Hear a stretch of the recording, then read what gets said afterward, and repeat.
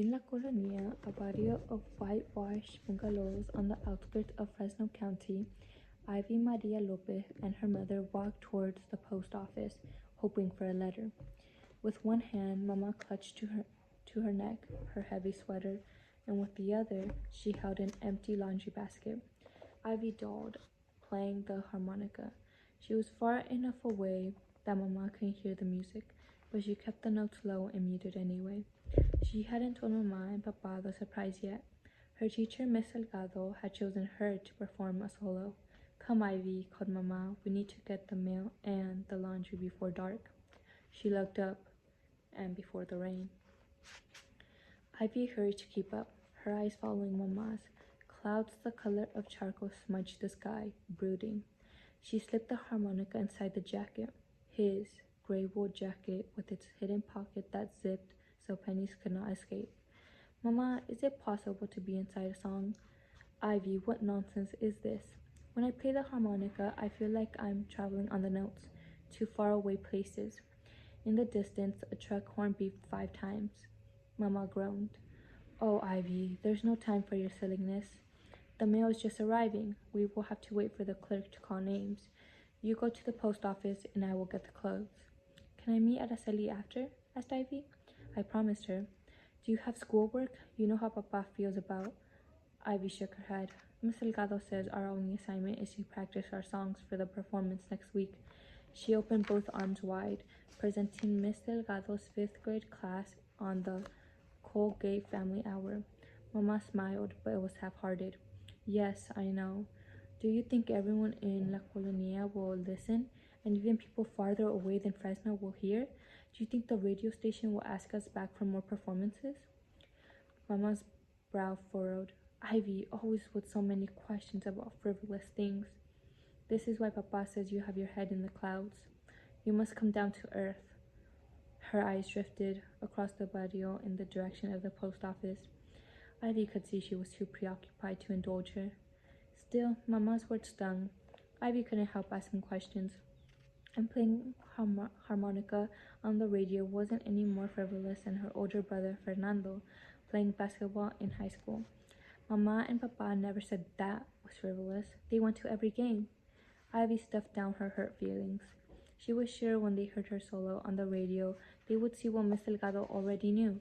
There was something remarkable about Ivy, too. "If there is mail, bring it to us before you meet Araceli." "I will." Ivy stood on tiptoe to kiss Mama's cheek. As she watched Mama walk away, swaying towards the community clothesline, the basket perched on a hip, she couldn't help but notice how much she and Fernando resembled her. Tall, thin, and wide-eyed, with thick dark hair. Papa was the opposite, short, round, bald, and when he smiled, squinty-eyed. Ivy touched one of her long braids. Did Fernando look more like Papa now that his head was shaved? Nearby, someone played Silent Night on a guitar. As she walked, Ivy raised her harmonica and accompanied the music. Christmas lights glowed in the bungalow windows. Dark billows shifted overhead. A breeze lifted. Ivy's imagination filled with the blur of the colored lights, the tender song, and the whiff of rain-soaked earth on the wind. She closed her eyes and felt herself drift somewhere in time. She was a vagabond in a jeweled robe, following a caravan across the everlasting sand under a starlit sky. All is calm, all is bright. When the song finished, she looked up to see her neighbors, Miss Perez and her daughter-in-law, listening and nodding. People paid attention when she played the harmonica. They took her seriously and appreciated her talent. When Mama and Papa heard her performance at the radio station, Ivy hoped they would too. Inside the post office, she wiggled through the crowd to the front counter and waited for the clerk to open the mail sack. Recruitment posters covered each wall. Join the Army, Nurse Corps. Army airborne all the way. Man the guns, join the Navy. Always advance with the Marines. It seemed the United States military wanted everyone over 18 for something, although Fernando hadn't needed a poster to convince him. As the clerk called out names, Ivy watched the hungry eyes of mothers and young wives.